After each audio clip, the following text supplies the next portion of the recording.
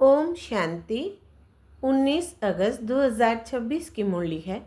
मुख्य रूप से बाबा ने कहा, ब्रह्मा कुमार कुमारी बने तो स्वर्ग का वर्षा मिल जाएगा, परंतु ऊंच पद का आधार है पढ़ाई। अगर बाप का बनकर अच्छी रीति पढ़ाई पढ़ते रहे, पूरा पवित्र बने तो राजाई पद मिलता है। कोई पूरा पढ़ते नहीं, कर्म बंधन है, पूरा पवित्र नहीं बने और शरीर छूट गया तो प्रजा में भी साधारण पद पालेंगे। आगे कहा, योग द्वारा कर्म बंधन का हिसाब किताब चुकतू कर पावन बनना है। ज्ञान चिता पर बैठना है। पूरा पूरा वैष्णव अर्थात पवित्र बनना है। अपने शांत स्वधर्म में स्थित रहना है। सबको शांति धाम की याद दिलानी है। कभी भी अशांत नहीं होना है। अब सुनते हैं महावाक्यों को विस्तार से। बाबा ने कहा, मीठे बच्चे, तुम्हें अभी रूहानी कारोबार करनी है। रूह समझकर हर कर्म करने से आत्मा निर्विकारी बनती जाती है। प्रश्न है, स्वर्ग का वर्षा लेने और स्वर्ग में ऊंच पद पाने का आधार क्या है? उत्तर, ब्रह्मा कुमार कुमारी बने तो स्वर्ग का वर्षा मिल जाएगा, परंतु ऊंच पद का आधार है पढ़ाई। अगर बाप का बनकर अच्छी रीति पढ़ाई पढ़ते रहे, पूरा पवित्र बने तो राजाई पद मिलता है। कोई पूरा पढ़ते नहीं, कर्म बंधन है, पूरा पवित्र नहीं बने और शरीर छूट गया तो प्रजा में भी साधारण पद पालेंगे। ओम शांति। रूहानी बच्चों को रूहानी बाप समझा रहे हैं। यहाँ रूहानी कारोबार है, बाकी सारी दुनिया में जिस्मानी कारोबार है। वास्तव में कारोबार चलती है रूहों की। आत्मा ही इस शरीर द्वारा पढ़ती है, चलती है, विकर्म करती है। इसलिए पतित आत्मा, पाप आत्मा कहा जाता है। आत्मा ही सब कुछ करती है। इस समय सब मनुष्य देह अभिमानी है। मैं आत्मा हूँ। समझने बदले समझते हैं मैं फलाना हूँ, यह व्यापार करता हूँ, यह फलाने कामी क्रोधी है। शरीर का ही नाम लेते हैं। इसको कहा जाता है देह अभिमानी दुनिया, उतरती कला की दुनिया। सतयुग में ऐसे नहीं होता, वहाँ देही अभिमानी होते हैं। तुमको देही अभिमानी बनाया जाता है। अपने को आत्मा निश्चय करो। मैं आत्मा यह शरीर रूपी चोला धारण कर पाठ बजाती हूँ। वो एक्टर्स भी भिन्न भिन्न कपड़ा बदली कर पाठ बजाते हैं। बाप कहते हैं, तुम आत्माएं पहले शांति धाम में थी, तुम्हारा घर है शांति धाम। जैसे वो हद का नाटक होता है, यह फिर है बेहद का नाटक। सभी आत्माएं परम धाम से आकर शरीर धारण कर पाठ बजाती है। आत्माओं का असुल घर है परम धाम। उन एक्टर्स का तो घर यहाँ ही होता है। सिर्फ ड्रेस बदली कर आकर पाठ बजाते हैं। तो बाप बैठ समझाते हैं, तुम आत्माएं हो। बाप तो बच्चे बच्चे ही कहेंगे, सन्यासी बच्चे बच्चे नहीं कहेंगे। बाप कहते हैं, मैं पतित पावन तुम सभी आत्माओं का बाप हूँ, जिसको तुम गॉड फादर कहते हो। गॉड फादर तो निराकार है।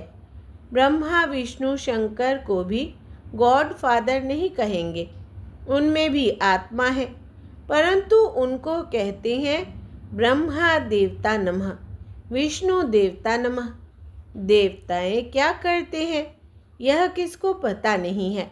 बाप ही आकर समझाते हैं, तुम कैसे ड्रामा प्लान अनुसार पाठ बजाते हो। दुनिया एक ही है, ऐसे नहीं कोई नीचे पाताल व ऊपर में दुनिया है। दुनिया एक ही है, जिसका चक्र फिरता रहता है। लोग तो कह देते हैं मून में प्लॉट लेंगे। बाप समझाते हैं, बच्चे कितने इंसॉल्वेंट बन पड़े हैं। भारतवासियों के लिए ही कहते हैं, तुम कितने साहूकार समझदार थे। इन लक्ष्मी नारायण का सारे विश्व पर राज्य था, जिसको कोई लूट न सके।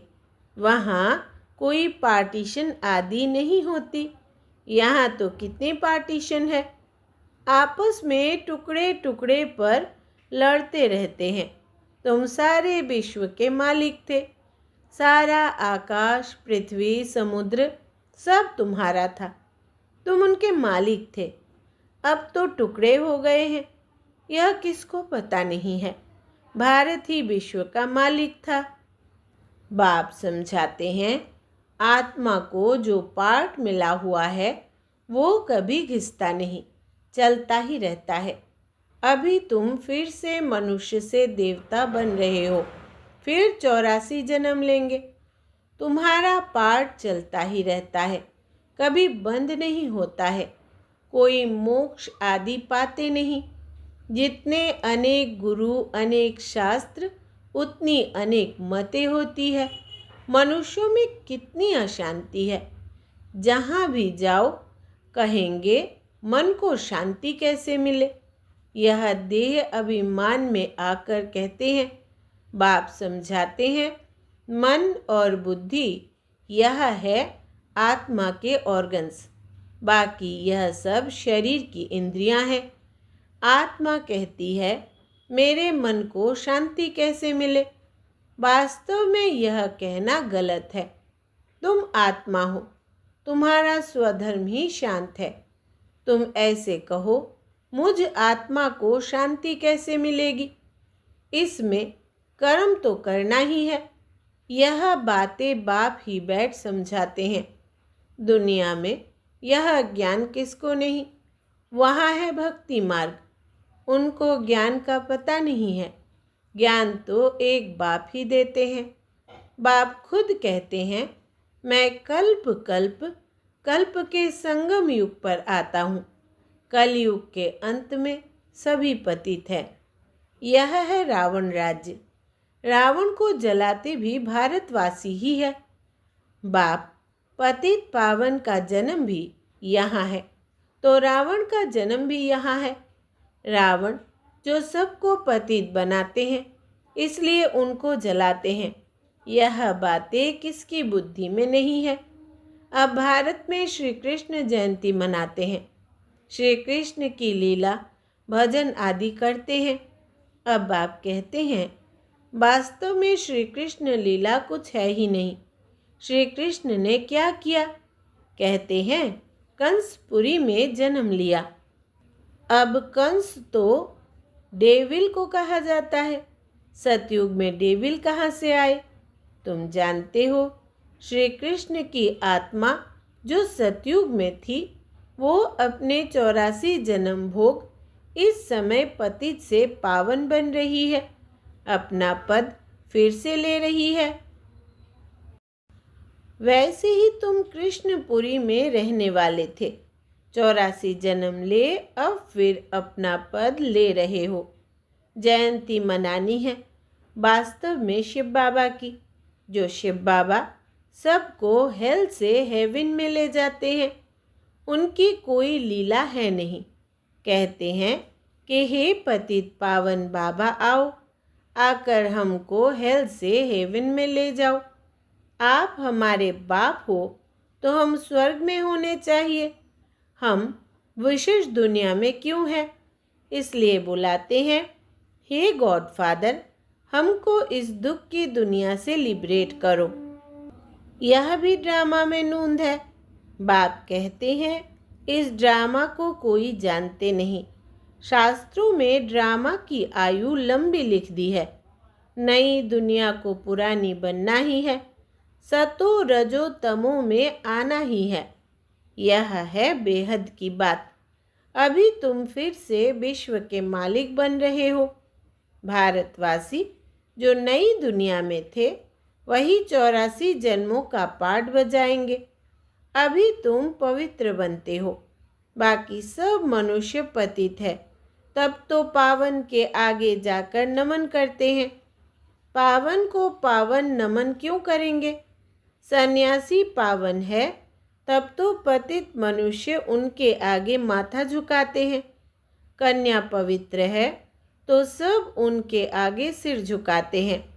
वही कन्या शादी कर ससुर घर जाएगी तो माथा टेकना पड़ता है। अभी बेहद का बाप आए हैं सबको पावन बनाने। वो सब है कलयुग में, तुम हो अभी संगम पर। अब तुमको पतित दुनिया में नहीं जाना है। यह है ही कल्याणकारी युग। बाप आकर सबका कल्याण करते हैं। तुम अभी श्री कृष्ण जयंती मनाएंगे, नहीं तो लोग समझेंगे यह तो नास्तिक है। नास्तिक वास्तव में उनको कहा जाता है जो अपने बाप को और रचना के आदि मध्य अंत को नहीं जानते हैं। इस समय सब निधन के ऑर्फन बन पड़े हैं। घर घर में झगड़े हैं। एक दो को मारने में देरी नहीं करते हैं। इसलिए इसको नास्तिकों की दुनिया कहा जाता है। बाप को ना जानने वाले, तुम हो जानने वाले। अभी तुम समझते हो कि हम पत्थर बुद्धि थे। बाप हमको पारस बुद्धि बना रहे हैं और कोई तकलीफ की बात नहीं। बाप सिर्फ कहते हैं 1 घंटा पढ़ो। अपने को आत्मा समझ मुझ बाप को याद करो। शरीर को याद करेंगे तो लौकिक संबंधों की याद आएगी। देही अभिमानी रहेंगे तो मुझ बाप की याद रहेगी। यह तो है ही विशेष दुनिया। विषय सागर में गोते खाते रहते हैं। विष्णु को क्षीर सागर में दिखाते हैं। कहते हैं वहाँ घी की नदियाँ बहती है। यहाँ तो घासलेट भी नहीं मिलता। फर्क है ना। तो तुम बच्चों को कितनी खुशी होनी चाहिए। बाप ही खिवैया है ना। गाते भी है, नैया मेरी पार लगाओ। यह सब नैयाएँ हैं। खिवैया एक बाप ही है। यह शरीर यहाँ ही छोड़ देंगे। बाकी आत्माओं को पार ले जाएंगे शांति धाम। वहाँ से फिर भेज देंगे सुखधाम। परम पिता परमात्मा को ही खिवैया कहा जाता है। बाप की ही महिमा गाते हैं अनेक प्रकार से। अभी तुम पवित्र बन पवित्र दुनिया के मालिक बनते हो। श्री श्री शिव बाबा आए हैं श्रेष्ठ बनाने। खुद भगवान कहते हैं यह भ्रष्टाचारी दुनिया है। अभी तुम परम पिता परमात्मा की श्रीमत पर चल श्रेष्ठाचारी बनते हो। कितनी यह गुप्त रमणीक बातें हैं जो तुम बच्चों को ही समझ में आती है, औरों को समझ में आएंगी ही नहीं। तुम जानते हो कि अभी देवी देवता धर्म का कलम लग रहा है। जो भी देवी देवता धर्म वाले और धर्मों में चले गए हैं वही आकर फिर ब्राह्मण बनेंगे। ब्रह्मा कुमार कुमारी बनने बगैर बाप से स्वर्ग का वर्षा ले नहीं सकते। अभी तुम ब्रह्मा कुमार कुमारियाँ स्वर्ग का वर्षा ले रहे हो। जितना पुरुषार्थ करेंगे कराएंगे उतना ऊंच पद पाएंगे। सब तो इतना नहीं कर सकते। पूरा नहीं पढ़ेंगे तो उसका नतीजा क्या होगा। अगर शरीर छूट जाए तो स्वर्ग में आ जाएंगे, परंतु प्रजा में बिल्कुल ही साधारण। अगर बाप का बनकर अच्छी रीति पढ़े तो राजाई पद पा सकते हैं। नहीं पढ़ते हैं तो समझेंगे उनकी तकदीर में नहीं है। पवित्र रहेंगे पढ़ेंगे तो ऊंच पद पाएंगे। अपवित्र होने से बाप को याद नहीं कर सकेंगे। ऐसे भी बहुत है।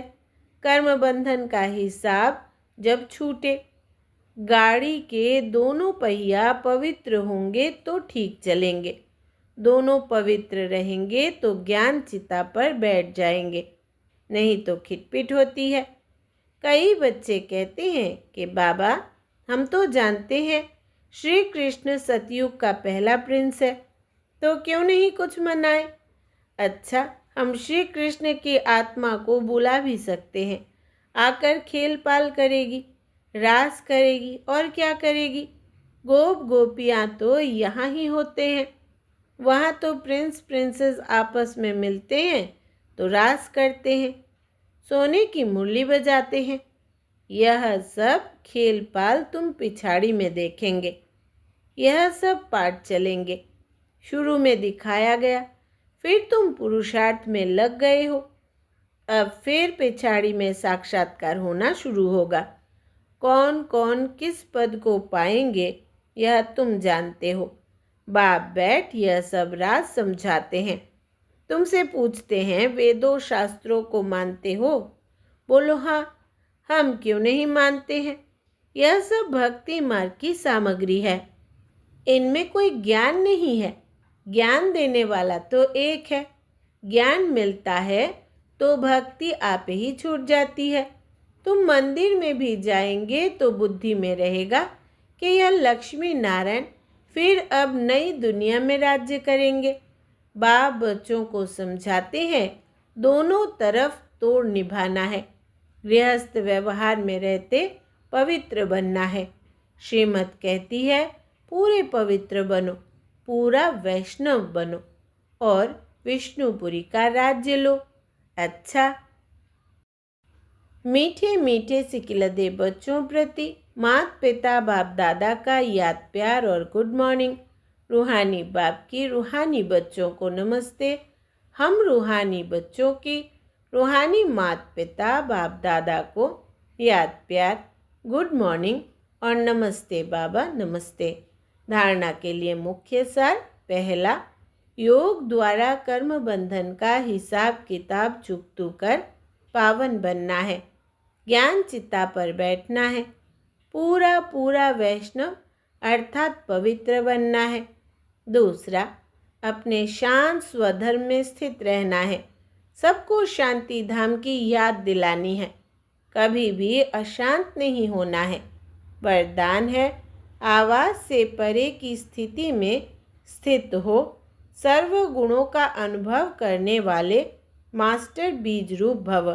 विस्तार है जैसे बीज में सारा वृक्ष समाया हुआ होता है, वैसे ही आवाज से परे की स्थिति में संगम युग के सर्व विशेष गुण अनुभव में आते हैं। मास्टर बीज रूप बनना अर्थात सिर्फ शांति नहीं, लेकिन शांति के साथ ज्ञान, अतीन्द्रिय सुख, प्रेम, आनंद, शक्ति आदि आदि सर्व मुख्य गुणों का अनुभव करना। यह अनुभव सिर्फ स्वयं को नहीं होता, लेकिन अन्य आत्माएं भी उनके चेहरे से सर्व गुणों का अनुभव करती है। एक गुण में सर्व गुण समाये हुए रहते हैं। स्लोगन है अच्छाई धारण करो लेकिन अच्छाई में प्रभावित नहीं हो जाओ। अच्छाई धारण करो लेकिन अच्छाई में प्रभावित नहीं हो जाओ। यह व्यक्ति सारे अपवित्रता के बीज को भी समाप्त कर संपूर्ण स्वच्छ पवित्र बनो। पवित्रता आप ब्राह्मण आत्माओं का अनादि आदि संस्कार है। इस नेचुरल संस्कार से स्वप्न व संकल्प में भी अपवित्रता इमर्ज ना हो। संकल्प आवे और विजयी बनो। इनसे भी ऊपर नेचुरल संस्कार बना लो तो इस सब्जेक्ट में पुरुषार्थ करने की आवश्यकता नहीं रहेगी। अच्छा, ओम शांति।